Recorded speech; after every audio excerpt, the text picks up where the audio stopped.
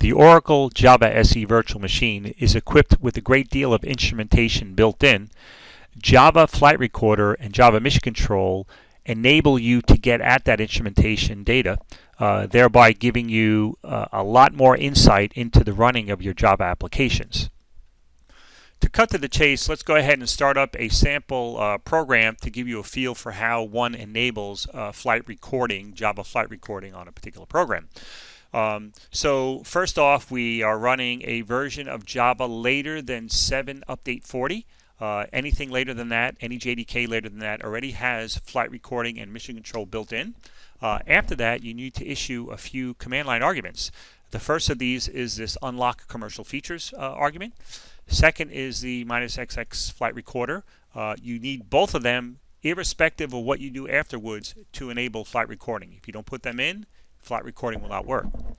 So now we get to the meat of what we're trying to do in this particular instance.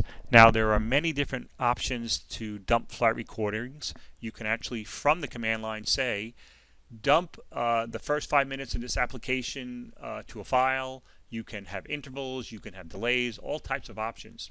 What we're showing you here is what we refer to as continuous recording mode. In this case, we will continually collect telemetry data, but rather than dumping it to a file, we will store this in a circular buffer in memory. And the idea is, at any point in time, you can attach to this process and dump that data out. There are many different ways to do that, and we'll show you that through this demo. The beauty about triggers, what we want to talk about today, is that we'd like to conditionally dump this data based upon some event. So the idea is, like the way a flight recorder collects data and you only want the data when things go bad, we can do the same thing with triggers, whereby when some event happens, let's get that data and try to figure out what's going on. With our application running in continuous recording mode, now we can actually dump a flight recording, and the way we're going to choose, at least for this example, is to use the J command, which comes bundled with JDKs past Java 7 update 40. By running J command with no arguments gives you the list of processes that are based on Java with their process ID. We can take this information and then issue the J command as follows. First off, we issue the command itself, the process ID of the latencies program that we're actually collecting data for, the directive, JFR dump. There are many other things you can do with J command. We specify a name. By default, hotspot default is the name. You can change that if you'd like. And then finally, the name of the file that we're going to dump the latency, the flight recorder to. In this case, we'll call it latencies.jfr. The .jfr is the standard suffix for flight recorder. Once this file is created, it is a self-contained file. It can then be imported into the mission control interface in order to begin to diagnose your condition. Now that our flight recording file has been created, we can open up Java Mission Control to visualize the behavior of this particular application. We start up JMC. That executable is part of the JDK if it's later than Java 7 update 40 or later. And by opening it up now, the first thing that you'll see when you start up Mission Control is on the left-hand side, it locates all of the Java instances locally on the machine. There is a way that you can get remote connections, but we'll save that for another day. The one thing we can do here is, by the way, in addition to using J command to dump flight recordings, we can also use this interface to dump flight recordings. What you'll notice is under the latencies program, there is an infinity sign that tells us we're in continuous recording mode. And then from here, what we can do is actually dump recording for any time span you'd like. You can do a whole or partial. You can have intervals, all types of other things that are available to you in addition to the J command to dump things. So the one thing we want to do now is open up our flight recording file, that latencies.jfr, and what you'll see is that we get again a visualization. There are many tabs here, and we'll go through some of these later on. But what we see here is 3 minutes and 29 seconds of flight recording of this latencies program that is run. Returning back to our original latencies program, it has a deliberate flaw built in, and it manifests itself when the user hits enter to add additional threads. When additional threads are added to this application, it creates a response time bottleneck. So let's go ahead and use the mission control interface to sort of visualize what we're saying here, and then from there we can create a trigger to act on that. So first off, let's go ahead and close this flight recording file. And now we're going to open up the JMX Bean editor. So right now we're actually monitoring information real time. And what I'd like to do now is customize this display to show the visualization of response time and thread count to better indicate what's going on here. So we can go ahead and remove these two graphs. We're going to add two more. The first one we'll look at is the thread count for this particular application. So there is a thread count bean that is collected. And you can see right now it's sort of stable at 14. There are lots of threads and lots of housekeeping threads as part of Java applications. The next thing we want to add is that response time bean. And it's up here in the Simple Agent tab. And now what we see is, so again, we have a thread count stable at 14. You can see that our response time is 250 milliseconds. Now, if we go back to our application and begin to hit enter, let's see what happens to our particular display. Notice that the thread count does in fact go up from 14 to 20, 22, and our response time really spikes. It goes from 250, 300 milliseconds all the way up to 3 seconds. So that's a big response time problem. Now the question is, can we collect data at the time when this takes place? And the answer is yes, we can by taking advantage of this triggers feature. Returning back to our latencies program, let's stop this now, or restart it. This time we'll go into the mission control program. We'll set a trigger such that it will dump the flight recording when things begin to go bad. So let's return back to the mission control program and show how through this interface we can create one of these triggers to conditionally dump a flight recording. The way we go about doing that is we drill down on our latencies instance. You'll see that there is an MBean server start JMX console. Here's our interface that we were in before. Near the bottom of the screen there are a series of tabs. We want to click on the triggers tab. And then after that we want to add a new rule. It'll be based upon this response time bean that is part of this application. And what you see here is that the current value of that bean is being updated real time. It's again hovering around the 250 to 300 millisecond range. What we want to do is create a trigger when that value gets to be some excessive number. Let's say it's 3 times that 300 millisecond range. So let's make it 900 milliseconds. So we want our trigger to sort of start when the value gets that high. And then we need to make a few changes here.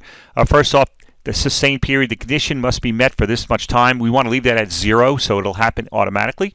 The limit period is how much time between consecutive triggers. We really don't want this to happen more than once, so we're just going to make this some real large number for the sake of this demonstration. We want to trigger when the condition is met. We don't want to trigger when recovering. We only want one trigger to take place, so that's kind of how you do that. And then the trigger is set. The question is, what do you want to do upon encountering this trigger? There's quite a few things that are available to you. One is we can simply send a message to the screen via an alert. We can send some data to the console. We can log to a file. We can send email. In this instance, we will dump the flight recording itself. And we'll name the file automatically triggered. We'll actually preface it with latencies. Automatically triggered.jfr, and we'll change the time to, I don't know, 93 seconds or something like that. So we'll have it open automatically, and then from there we can use the flight record or the mission control capability to diagnose what's going on. So that is set up. Now we need to just activate that particular rule, and now we're ready to go. So if we go back to our program, we hit enter to add a bunch of threads, and ultimately that condition should be met, and sure enough, we've dumped our automatically triggered program. We've completed the most important part of this demonstration, namely the ability to create conditionally flight recording files using this trigger capability. Now let's very quickly diagnose our problem by looking at the flight recording file. And what we're going to do for this instance is, rather than using mission control, we're actually going to open up Eclipse. As it turns out, the mission control program uses the Eclipse Foundation libraries, and there is an add-on to Eclipse which enables you to run mission control inside of it. So in this instance, what you see is in the upper right-hand corner, there is both a Java tab and a mission control tab. And when you click on the mission control tab, this interface looks identical to the Java mission control that we used in the previous part of this presentation. Just the same as you did with the mission control program, we can open up the flight recording file in Eclipse. So let's do that now. Here's our latencies automatically triggered file. We open it up, and here is our 1 minute and 33 seconds of collected data. And with this now, we can begin to diagnose what went on with respect to why we had such latencies. For this particular example, what we want to do is actually go into the Events tab. And what you'll see at the bottom of the screen is a thread graph. This actually sort of graphs out the specific threads to a program, and there are generally a lot more than you might think. Most of them we don't have control over, namely these System and RMI Runtime tabs. They are housekeeping threads. They have things like just-in-time compilers on them. The RMI Runtime tab is sort of responsible for the connection that we're using right now in order to diagnose this particular program. What we're more interested in is this main thread group, and what you see is by default when a main method is called, a main thread is created. This particular program creates a thread and waits around for input until all the way near the end where we hit return to add more threads, and that's how these other threads are created. What we can do now is drill down a little bit further into this area, and what you see is, and notice by the way up top that we've now sort of limited this scope of what we're looking at in terms of that mission control data. So we're looking at the last 19 seconds of the program being run. You can see if you look at this by color that green is good, everything's fine, purple means the thread is asleep, and then suddenly as we add more threads on, you see red areas being introduced, which is sort of latency, in this case Java monitor blocked. And furthermore, as we add more threads, the duration of those Java monitor blocked get larger and larger. So the question is, where do these things come about? And that's what we can help find with this tool. The way we go about doing that is we can go into our Threads tab now, and there is a latency sub-tab. And what you get is a pie chart. So let's look at the pie chart for the duration of the minute and 33 seconds, and you see that the Java monitor block doesn't seem to be much of a problem. It's a small sliver of the behavior of this program. That's because, for the most part, we're sitting here waiting, and it's not until near the end of the program we begin to see more latency. So let's go ahead and just look at only the last part of the program. You notice that it gets a little bit larger, and finally, when we get to the part where we've allocated a bunch of threads, suddenly latencies becomes a significant part of this problem. So what we can do now is in mission control, if we click on this segment of the pie chart, we actually get a stack walkback, which is kind of neat.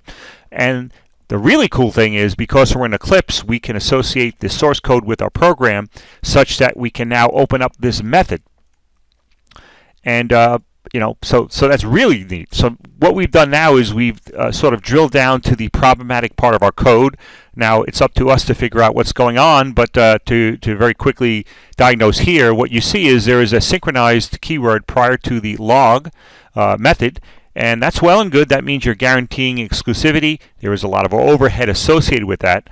But in this case, it's unnecessary, and the reason why is this private static logger myInstance new logger line of code adheres to what we refer to as the singleton design pattern, which automatically guarantees exclusivity. So in this case, the synchronized keyword is overkill. It's sort of unnecessary. If we were to just simply comment out the synchronized keyword here, recompile, we'd get the same behavior without the latencies. So again, very quickly going through this particular example to give you a feel for how we can use the tool to solve problems. In conclusion, we demonstrated how we can conditionally create a flight recording dump of a running Java application, and furthermore use that flight recording to detect and diagnose the anomalous behavior behind the application.